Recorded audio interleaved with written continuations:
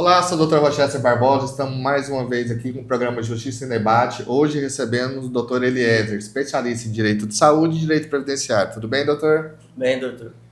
Doutor, na área de saúde, o que acontece quando o plano de saúde não libera algum procedimento?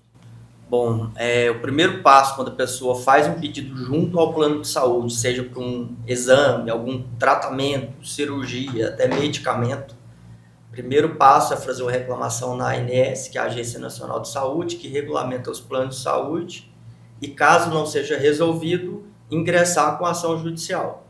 Geralmente, a ANS responde em quanto tempo a demanda? Geralmente 10, 15 dias. Então é um procedimento rápido. Rápido. E se for alguma cirurgia, alguma coisa de urgência, aí tem essa obrigatoriedade de passar na ANS ou já vai para o judiciário? Não, é nesse caso, quando se trata de emergência ou urgência, o prazo para resposta. justamente para a resposta é 24 horas, mas não há necessidade de fazer reclamação junto à ANS justamente por ser uma urgência ou emergência. Aí pode já ingressar diretamente com a ação judicial, com o pedido liminar, para poder conseguir o tratamento. Eu vi em alguns casos que o plano de saúde ele nega algum tipo de procedimento ou de uma emergência de urgência e lá no final acaba que ele vai ter que arcar normalmente. Só causa um transtorno e um dano moral no paciente e na família que já está debilitada. Justamente. A própria negativa, hoje em dia o STJ já é matéria consolidada, que a própria negativa de um tratamento de plano de saúde, ou medicamento, seja lá o que for que a pessoa fez o pedido, foi negado, a própria negativa do plano, quando a pessoa tem o direito, já gera o dever de indenizar. Quais são os procedimentos que mais são negados? O senhor tem esse dado? Geralmente, tratamentos oncológicos, cirurgias de alto custo, inclusive bariátricas, reparadoras pós-bariátricas, mastectomia, abdominoplastia, medicamentos de alto valor também, a maioria são todos negados. O que muita gente não tem um conhecimento, doutor, que após a bariátrica você tem que fazer uma espécie de cirurgia reparadora, porque ele fica com a pele flácida e muita gente não sabe que tem esse direito. Justamente. Hoje em dia, o próprio STJ também já pacificou a matéria, por quê? Porque às vezes a pessoa faz a bariátrica, passa por todo aquele processo de emagrecimento e fica com pele sobrando, isso causa problemas dermatológicos, psicológicos. Então, entende-se o quê? Que as reparadoras pós-bariátricas é um complemento do tratamento bariátrico. Hoje em dia já é matéria consolidada, é direito da pessoa, do bariátrico, ter essas cirurgias reparadoras custeadas pelo plano de saúde, inclusive todas as que foram prescritas pelo médico. Na sua opinião, os planos de saúde continuam negando mesmo quando tem um entendimento do STJ, por quê? Porque é uma quantidade mínima de gente que bate as portas do judiciário e sai mais barato para eles? Justamente. Aquela questão que quanto mais demorar para eles puxar o tratamento, melhor para eles, para o bolso deles. Porque aí quase desestimula as pessoas a entrarem na justiça. Não, que às vezes a família tem condição, já faz o custeio. E as pessoas às vezes também não sabem como funciona uma ação judicial, como que é o judiciário, já pensa, nossa, eu não quero entrar no justiça, porque é demorado, custa caro, aí vai causando essa bola de neve.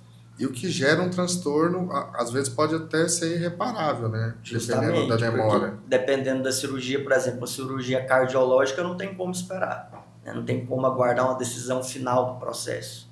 Porque a vida da pessoa tem risco. Ou o tratamento oncológico também, né? Que já é um tratamento por si só muito agressivo. Um dos tratamentos mais negados hoje em dia pelos planos de saúde é justamente os tratamentos oncológicos. Por quê? Porque tem uma alta demanda e é um tratamento muito caro, né? Muito oneroso. Então a maioria são negados. Aí a pessoa, a partir da negativa do plano de saúde, então, procura um profissional, faz uma reclamação na ANS e já bate as portas judiciais. Justamente, mas dependendo do caso, igual a gente falou da urgência e emergência, não tem necessidade de fazer direto na ANS reclamação. Inclusive qualquer outro pedido. A gente fala porque justamente às vezes a pessoa fica com receio de entrar na justiça e algumas vezes a ANS resolve, mas é raríssimas vezes que se resolve. A maioria tem que ser judicializada.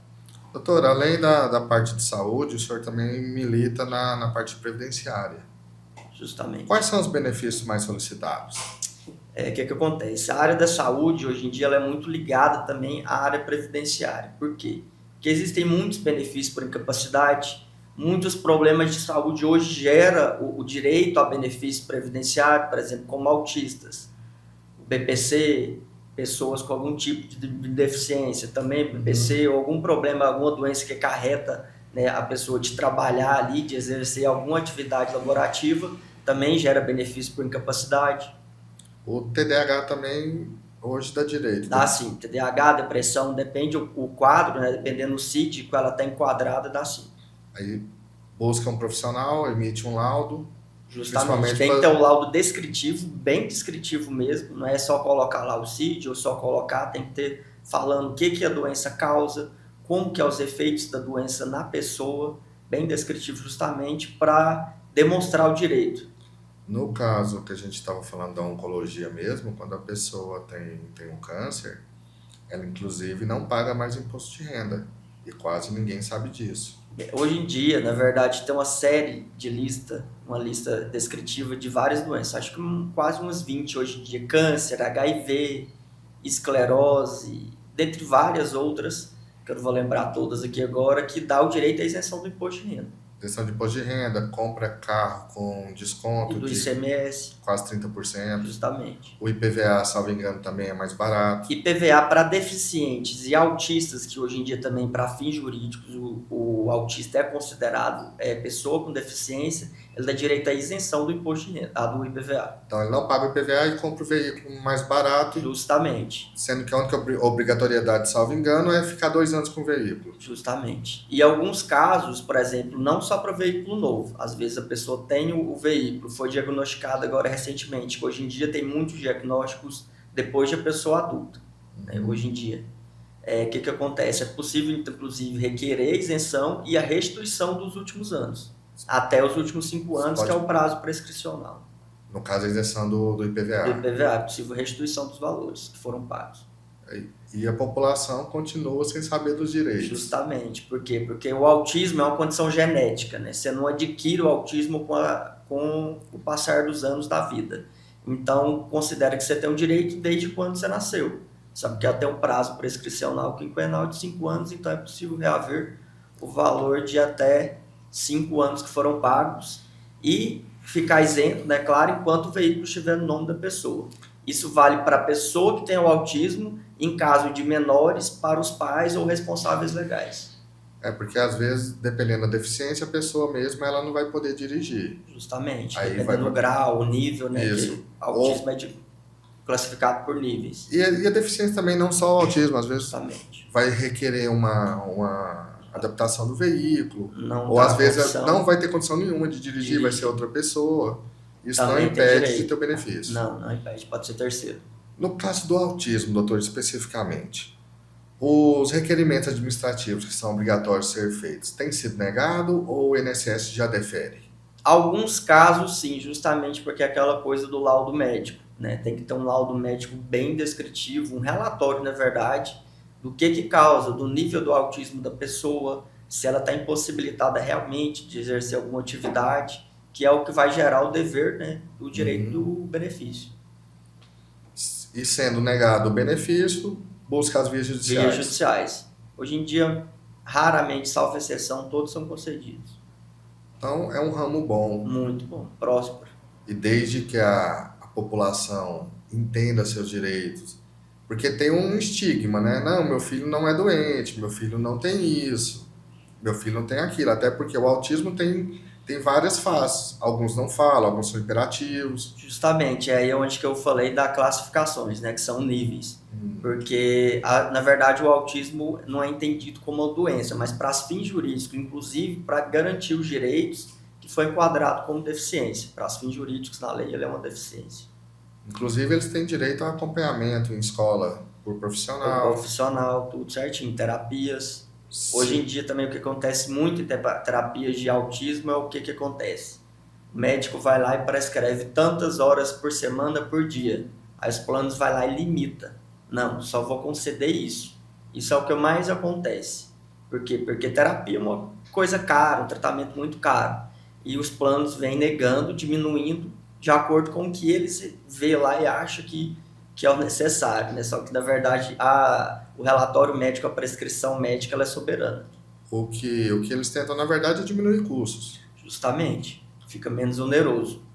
Inclusive, nessa questão de autismo, os próprios autistas vêm sofrendo um prejuízo muito grande, porque, na verdade, você vê, inclusive, hoje nos jornais, mídias de comunicação, planos sendo cancelados, instituições de terapia, clínicas terapêuticas sendo descredenciadas, aí causa um prejuízo ainda maior, porque o terapeuta que estava acompanhando aquela criança ou pessoa há muitos anos, se vê simplesmente sem profissional, tendo que buscar outro profissional e praticamente começar do zero. Porque essa adaptação de um profissional para o outro é quase nula, porque vem de uma questão de confiança, Claro. Principalmente se for criança. Às vezes tem uma criança que é não verbal, então você tem que ter uma relação de confiança. Isso, e com o passar do tempo que ela vai desenvolvendo, ganha isso, ela vai ganhando confiança naquela pessoa para desenvolver. Entendo. Doutor, qual mais benefício que o senhor falou que são muito utilizados na justiça, juntamente com os planos de saúde que estão negados? Que ele geralmente tem direito ao auxílio-doença, dependendo de se ele tiver de carteira assinada, como o pessoal diz. BPC também tem uma brecha muito grande hoje em dia, seja lá para deficiente, autistas, inclusive diabéticos tipo 1 hoje em dia, muita gente não sabe, mas diabetes tipo 1 também tem o direito ao BPC, né, desde que se enquadre nos requisitos do BPC, diabéticos tipo 1 também tem. É isso, no diabético também eu vejo a luta deles só com questão à medicação, porque tem vários medicamentos de alto custo que às vezes o plano de saúde nega e às vezes vai se tentar se socorrer no município ou no estado que também nega. Que pode causar um risco de vida. Justamente, é onde que se vê, né, que a pessoa tem que se valer da judicialização para resguardar seu direito. Mas a verdade, essa área da saúde é uma área hoje em dia que está em expansão muito grande na área jurídica, né, porque na verdade a gente fala direito da saúde, mas na verdade envolve o direito do consumidor, o direito constitucional, que é o direito à saúde, direito à dignidade da pessoa humana, e a lei só específica da ANS, que é que regulamenta os planos de saúde. Uhum. Com relação aos requisitos lá do BPC-LOAS, quais são eles? É a renda per capita de 1/4 do salário mínimo por pessoa, né? Está inscrito no CAD único, o relatório médico descrevendo a patologia da pessoa, né? O que é a deficiência, seja lá o qual for. Pode ter veículo no nome? Não pode ter nem veículos, não pode ter imóveis, não pode trabalhar de carteira assinada. Então tem que ser semi-miserável. Justamente. O que é um absurdo, né? Porque se a pessoa tem uma doença, tem uma necessidade... Justamente, está impossibilitada de trabalhar, entende que ela necessita. Às vezes lá no quadro familiar tem 2 pessoas que trabalham de carteira registrada. E já impede, já é um empecilho para a pessoa. E às vezes o que eles ganham não dá nem para custear o tratamento. Justamente, porque as pessoas precisam de medicamento, acompanhamento médico, e sabe que isso tudo é muito caro. No caso específico dos autistas, tem tratamento de fono, tem fisioterapia, tem ecoterapia, tem um monte de tratamento para eles. E o custo é muito alto e o poder público não vai fornecer. Não, na verdade, eles limitam, né? Algumas coisas básicas ainda fornecem, mas na maioria são nulo direito. Na verdade, não fornecem o que a pessoa precisa, né? Dependendo da doença também pode ocorrer a aposentadoria, né? Justamente, aposentadoria por incapacidade permanente. Mas isso vai depender do que a pessoa tem, né? Se ela realmente está impossibilitada para exercer qualquer tipo de atividade de forma permanente. Recebemos hoje o Dr. Eliezer, especialista em Direito de Saúde. Muito obrigado, doutor. Eu que agradeço pelo convite, Dr. Rochester, e me coloco aí à disposição para quem precisar de mais informação relacionada ao direito da saúde previdenciário. Meu Instagram é eliezer.peixoto.dv. E esperamos vocês nos próximos programas para acompanharem e tirarem suas dúvidas.